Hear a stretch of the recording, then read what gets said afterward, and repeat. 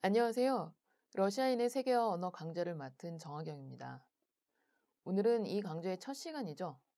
그렇기 때문에 이 강좌가 어떤 성격의 수업인지, 어떤 주제를 가지고 이야기하게 될지를 소개하고, 앞으로의 논의의 필수적인 배경이 될 만한 러시아에 대한 몇 가지 팩트와 역사적 기원을 훑어보도록 하겠습니다.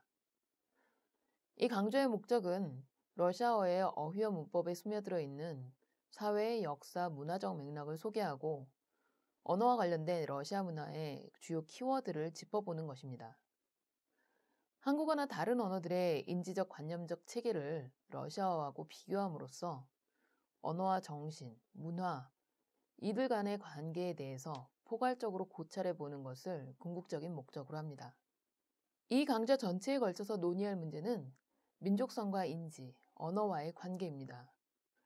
먼저 자연적이고 고유한 민족성이라는 개념에 대해 생각해 보도록 하겠습니다. 민족성이라는 개념은 우리가 흔히 각 민족이 가지고 있다고 여기는 특유의 추상적 자질이라고 할 수 있는데요.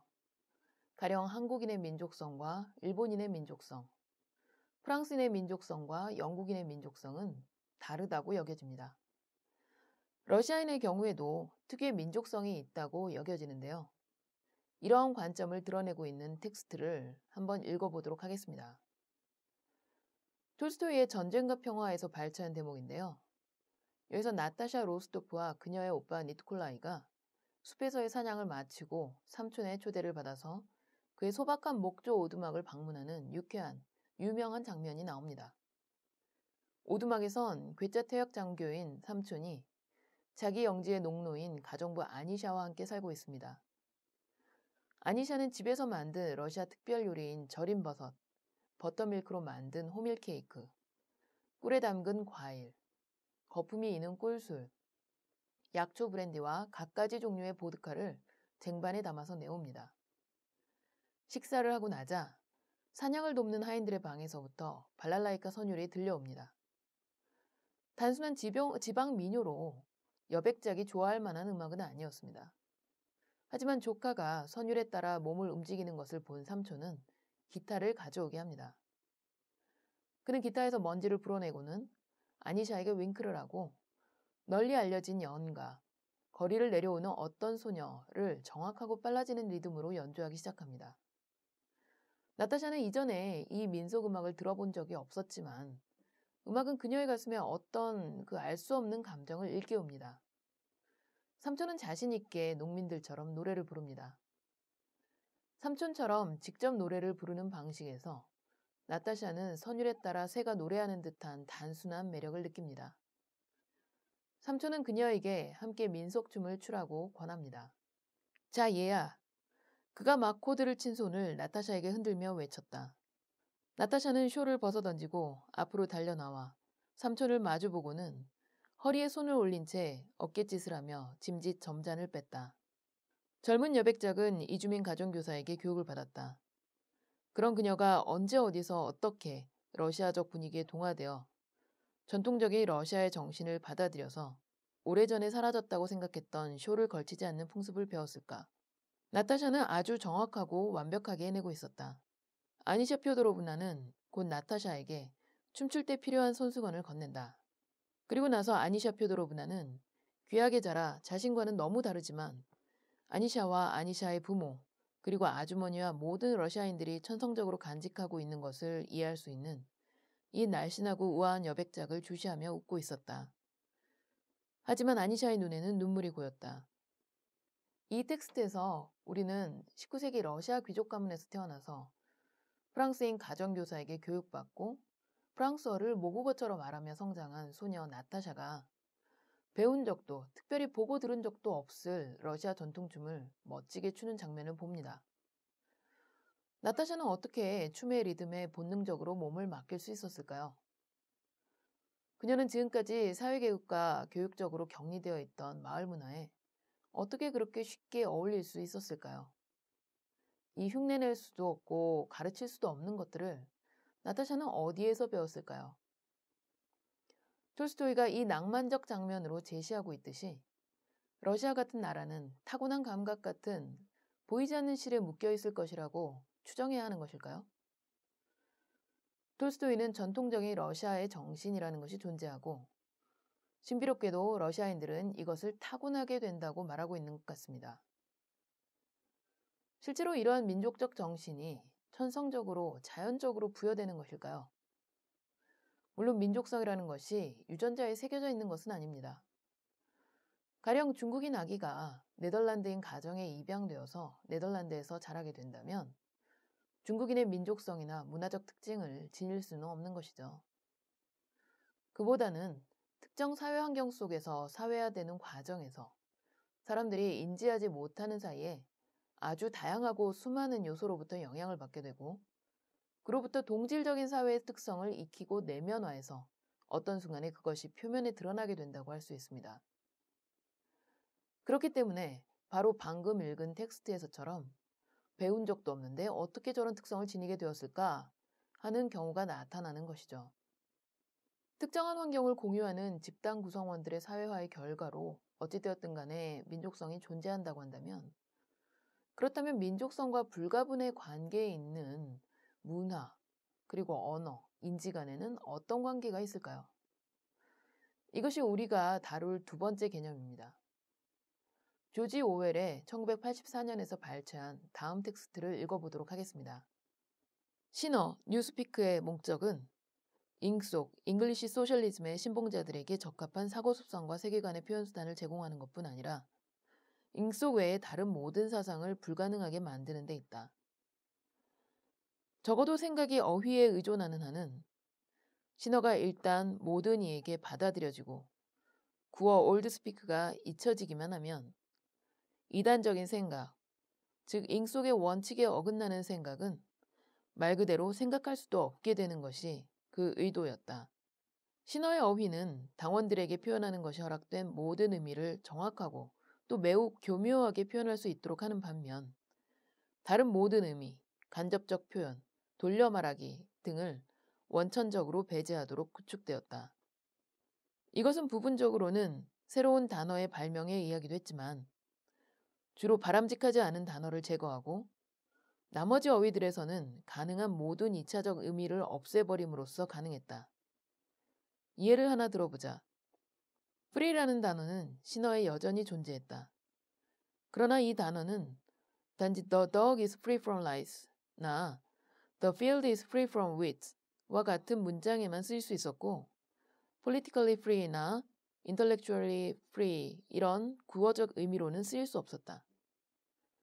왜냐하면 정치적, 지적 자유라는 것은 개념으로조차 더 이상 존재하지 않았고 따라서 그 명칭도 없는 것이 당연했기 때문이다.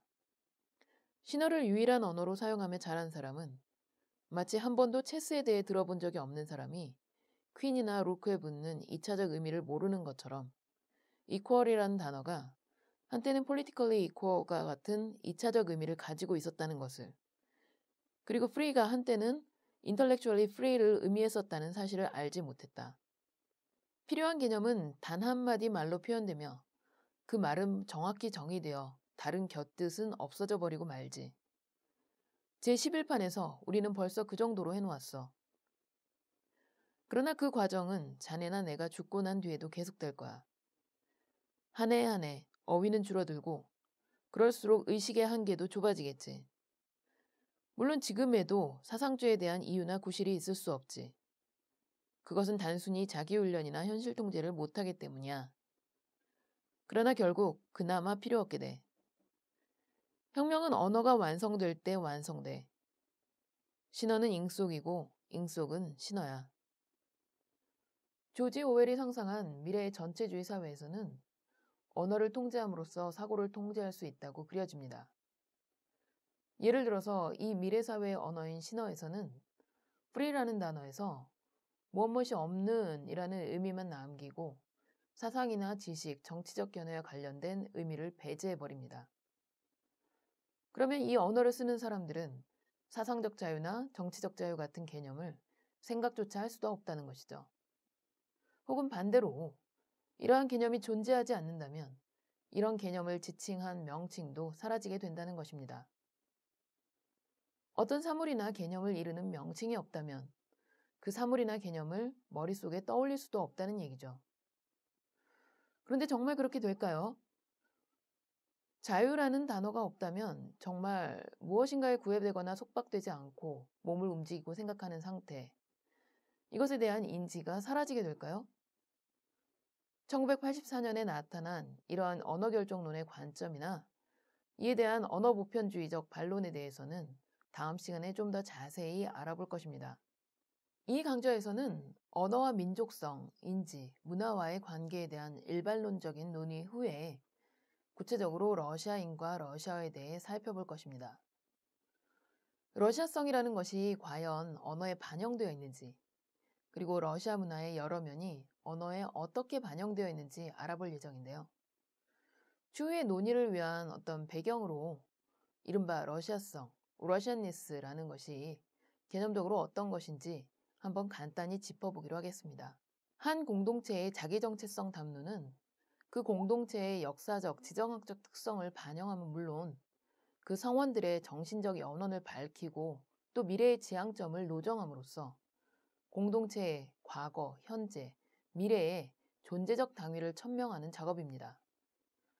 그렇기 때문에 자기 정체성을 규정하려는 노력은 정치적 구심체가 있는 대부분의 민족과 국가에서 정치와 사회, 학문과 예술 등 다양한 영역을 아우르면서 보편적으로 나타나게 됩니다. 러시아의 경우에 가령 엘레나 헬버그 헐이 얘기한 바에 따르면 러시아성의 상징적 세계를 토양과 영혼이라는 키워드로 나타낼 수 있다고 하고요. 안나 비엘조비츠카 같은 경우는 러시아 민족의 특성이 운명, 애수, 영혼이라는 단어로 집약될 수 있다고 했습니다.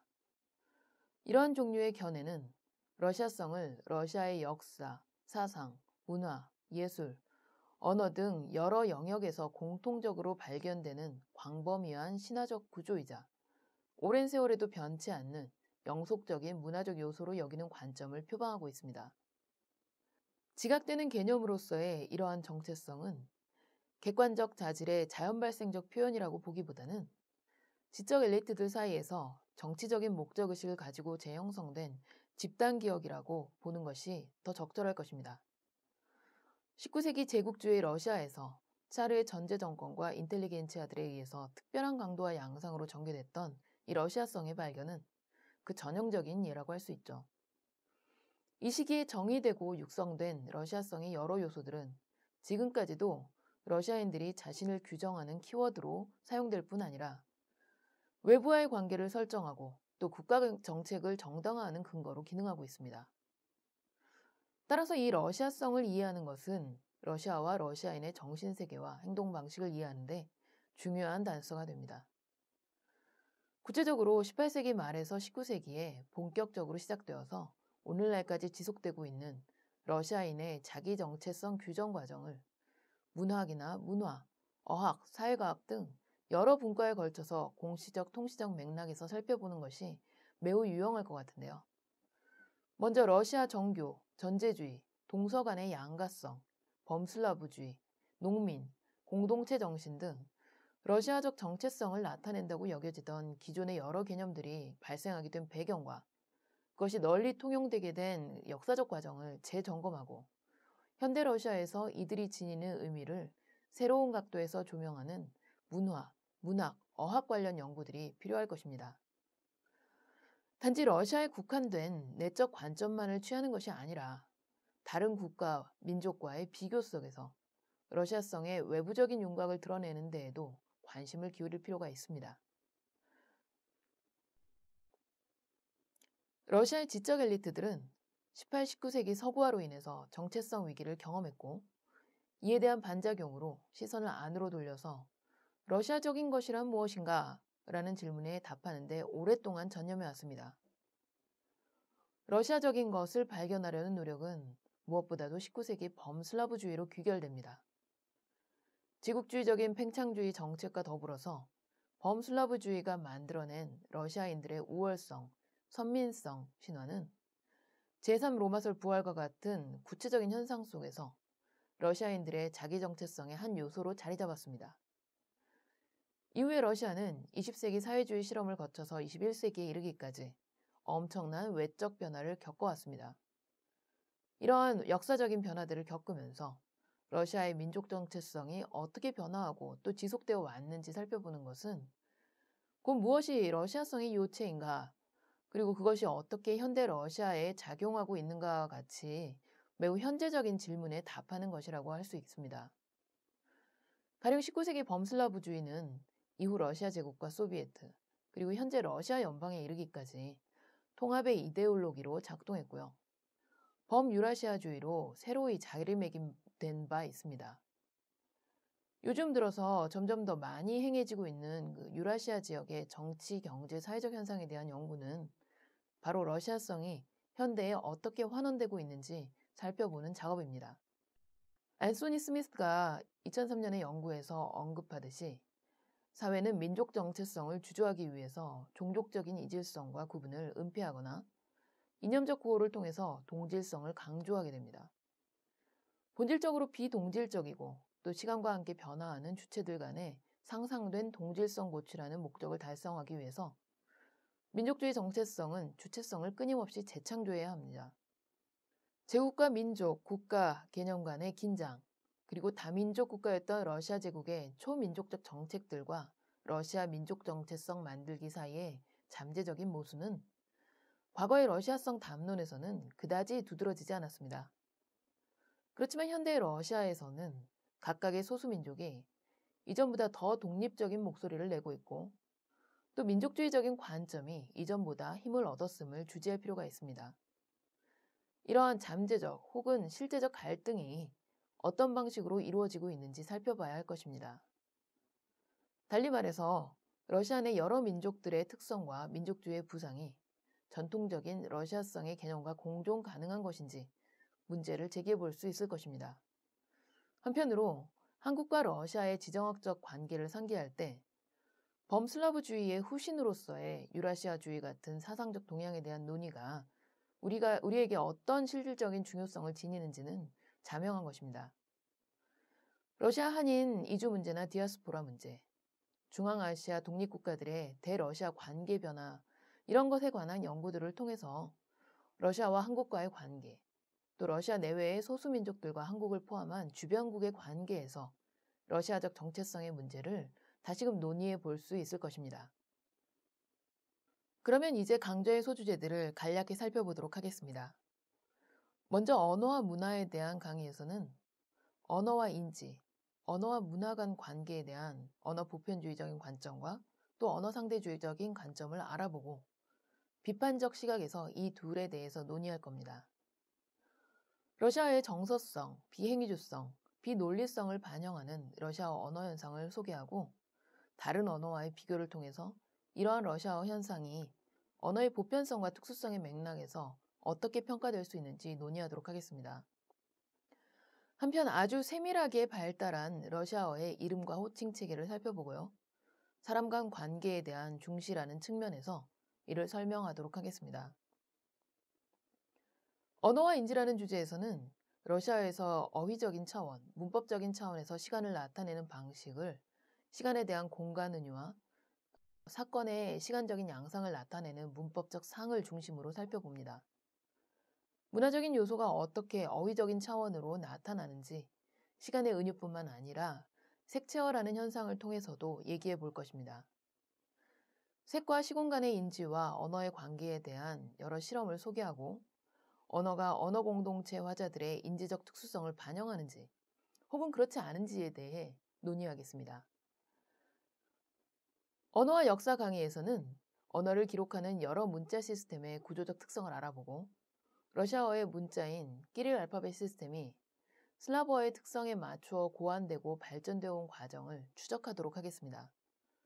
그리고 러시아어가 정규 교회와 교회 슬라브어와 맺고 있는 그 어떤 불가분의 관계를 이중언어, 디글로시아 체제라는 사회언어학적인 맥락에서 이해하고 또 이 관계를 세계의 다른 이중언어 체제들과 비교해서 그 특수성과 공통점을 알아봅니다.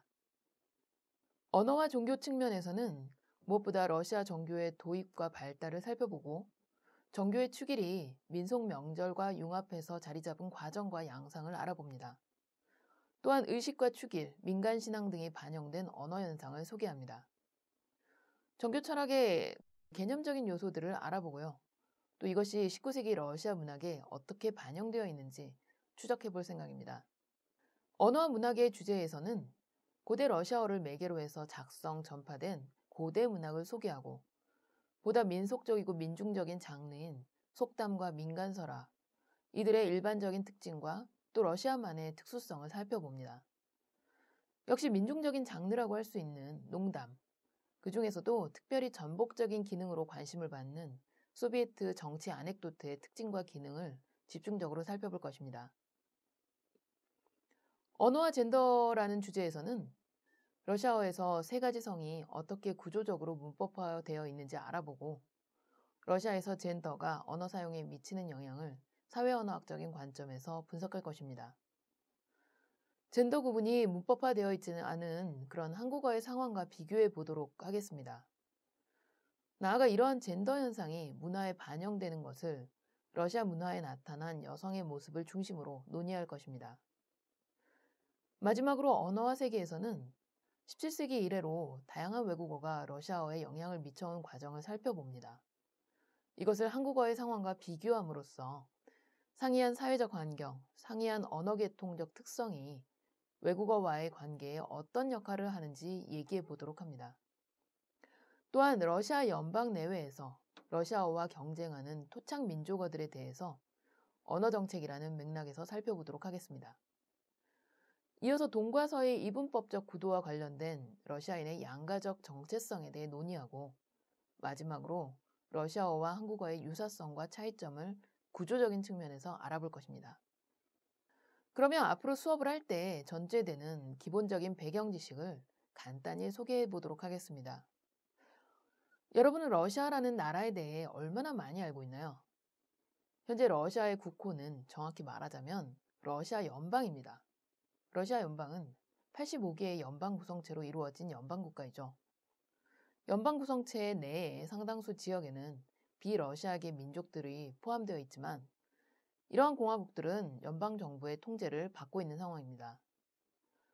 현재 22개 공화국, 46개 주, 9개 지방, 1개 자치주, 4개의 자치구, 3개의 연방시로 구성되어 있습니다. 이 러시아란 이름은 9, 10세기에 확립된 동슬라브 지역의 국가체제인 루시로부터 온 것으로 지금은 국가 러시아를 의미하지만 맥락에 따라서 동슬라브 전체에 대한 지시를 지닐 수도 있고 러시아 제국을 의미할 수도 있습니다. 연세 있으신 어르신들은 이 러시아 연방과 이전의 체제 소련을 헷갈려 하시는 분들도 많은데요. 그래서 러시아를 가리켜서 소련이라고 하고 그러기도 하죠. 소련, 소비에트 사회주의 공화국 연방, 고사유스 사비에스키흐 소циалистических республик. 이것은 1922년 12월 30일부터 1991년 12월 26일까지 유라시아 북부에 존재했던 세계 최초의 공산국가였죠. 여기에는 러시아뿐 아니라 지금은 독립국인 중앙아시아의 많은 국가들이 편입되었었고 우크라이나, 벨라루스 이런 국가들도 그 일원이었습니다. 이 소련이 해체되면서 국가로서의 러시아 연방이 생겨나게 됩니다. 러시아 연방은 동유럽에서 북아시아까지 걸친 유라시아 국가로 수도는 모스크바입니다. 공용어는 러시아어이지만 150여 개 민족이 100개 이상의 언어를 사용하고 있죠. 러시아는 국토 면적이 1712만 5407제곱킬로미터로 국가별 순위 1위, 즉 세계에서 가장 큰 나라입니다. 유럽과 오세아니아, 남극 대륙 전체보다 넓은 나라고요. 남아메리카 대륙보다는 조금 작은 정도죠. 러시아는 천연 자원이 풍부해서 경제의 한 축이 이 자원의 수출로 이루어지고 있습니다. 세계 최대 천연가스 매장국이고 또 석유 매장량은 8위, 석탄 매장량은 2위입니다. 인구는 세계 8위인 대국입니다. 러시아에 대한 얘기를 좀 더 해보겠습니다. 보시는 것은 바로 러시아어가 어느 어족에 계통적으로 속해 있는가 하는 언어의 가계도입니다. 러시아어는 인도유럽 어족의 한 갈래인 슬라브 어족에 속한 언어입니다. 인도유럽어는 게르만 어족, 로망스 어족, 켈트 어족, 그리스 어족, 슬라브 어족, 발트 어족, 인도 이란 어족 이런 어족들로 나뉩니다. 슬라브어는 또 크게 동슬라버, 서슬라버, 남슬라브어로 나뉘는데요. 동슬라브어에는 러시아어와 우크라이나어, 벨라루스어가 있고 서슬라브어에는 폴란드어, 체코어, 슬로바크어 등이 있습니다. 남슬라브어에는 불가리아어, 세르비아어, 크로아티아어, 마케도니아어 같은 언어들이 있습니다. 러시아어는 언어 중에서 가장 복잡한 것은 아니라도 상당히 복잡한 형태 체계를 가지고 있습니다. 여러분이 러시아어를 배울 때 가장 먼저 애를 먹는 관문인 육격 체계나 혹은 동사 변화, 이런 것이 그 형태 체계의 특징이라고 할 수 있죠. 또한 정보 구조에 따라서 비교적 자유롭게 어순이 배열되는 특징이 있습니다. 슬라브어들의 분포는 이 지도에 보다 구체적으로 나타나 있습니다. 동슬라브어와 서슬라브어를 합쳐서 북슬라브어로 남슬라브어에 대비되는 언어군으로 분류하기도 합니다. 동유럽의 그 슬라브어 지역 내에 끼어 있어서 간혹 슬라브어로 착각하기도 하는 그 루마니아어나 헝가리어는요, 슬라브어가 아닙니다. 자, 그럼 마지막으로 앞으로의 논의에서 따로 다루지는 않지만 여러 수업에서 기본 전제가 되는 러시아의 건국 역사에 대해서 알아보기로 하겠습니다. 먼저 862년 루시의 건국입니다. 8세기 말에서 9세기에 이르는 동안 스칸디나비아의 무장한 노르만족, 바이킹이죠. 이 노르만족이 유럽의 여러 나라에 침략적인 군사 원정을 행했습니다. 그들은 동슬라브족의 북서 지역에도 침입했는데요. 이 루시라는 것은 동슬라브족의 땅에 정착한 노르만족을 일컫는 말이었습니다. 루시들은 동슬라브족과 나란히 살면서 점차 동슬라브족의 언어와 관습을 닮아갔습니다. 즉 동화가 되어간 거죠. 몇몇 동슬라브의 도시들은 종족 간의 분쟁으로부터 상단들을 보호하기 위해서 루시의 군사령관과 군 부대를 불러들이기 시작했습니다.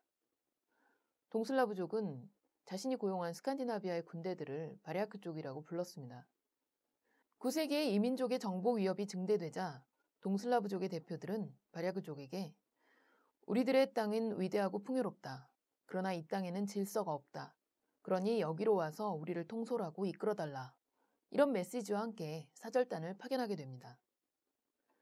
이 부름에 한 바리아크족의 공우인 류릭이 응답해서 862년 노브고로드를 중심으로 연합 세력이 북서 지역에 자리 잡게 됩니다. 이 862년을 러시아 건국 원년으로 삼게 됩니다. 다른 바리아크족의 공우들은 남쪽의 키예프를 복속시켰습니다. 루시 중에서도 키예프 루시가 러시아 최초의 국가로 알려져 있습니다. 노브고로드에서 879년 류릭이 죽은 후에 그의 친척 올레크가 노브고로드의 대공이 되었습니다. 그는 키예프를 통치하던 다른 바리아크족 공우들을 죽이고 자신이 키예프의 공우가 되었죠. 그는 키예프를 러시아 도시들의 어머니, 즉 자신의 땅의 수도로 선언했습니다. 이렇게 동슬라브족의 두 개의 중요한 중심지, 키예프를 중심으로 한 남쪽과 노브고로드를 중심으로 한 북쪽을 연합한 결과로 루시라는 명칭을 부여받은 동슬라브족의 국가가 형성되었습니다. 이것은 동슬라브족이 세운 가장 오래된 국가였고요. 키예프 루시라고 불렸습니다. 고대 러시아 국가의 우두머리는 키예프의 대공이었습니다. 다른 지역의 공우들은 전쟁 시에 키예프에 군대를 보내왔고 또 키예프의 권력으로부터 독립하려는 성향을 지녔습니다. 키예프 루시는 이후 몽골 타타르의 침입으로 그 힘을 잃게 되고 대신 몽골에 대항하는 주체로 모스크바 공국이 성장하게 됩니다. 모스크바 공국은 15, 16세기를 거쳐서 영토를 확장하고 모든 루시 지역을 복속시킴으로써 강력한 전제정을 지닌 국가로 성장하게 됩니다. 17, 18세기에 뾰트르 대제는 러시아 제국을 확립하고 서구화를 통한 근대화를 추구하는 정책을 실행해서 러시아가 유럽 열강과 나란히 국제 무대의 주역으로 발돋움할 수 있는 토대를 만들어냅니다. 로마노프 왕조는 1917년 러시아의 사회주의 혁명이 발발해서 새로운 형태의 국가, 곧 소비에트 연합이 세워질 때까지 지속되죠. 1991년 소련의 대통령이자 지도자였던 미하일 고르바초프가 대통령직을 사임하고 소련 지도부를 해체하는 한편 소련의 핵무기 발사 시스템을 포함한 전권을 러시아의 대통령 보리스 옐친에게 승계하면서 이 소비에트 연방은 정식으로 해체되었습니다. 지금까지 러시아인의 세계화 언어 이 수업에서 어떤 얘기를 하게 될지 간략히 문제와 개요를 살펴보고 러시아와 러시아어에 대한 기본적인 어떤 지식을 점검해 보았습니다. 다음 시간부터는 본격적으로 각 주제들을 자세히 다뤄보기로 하겠습니다.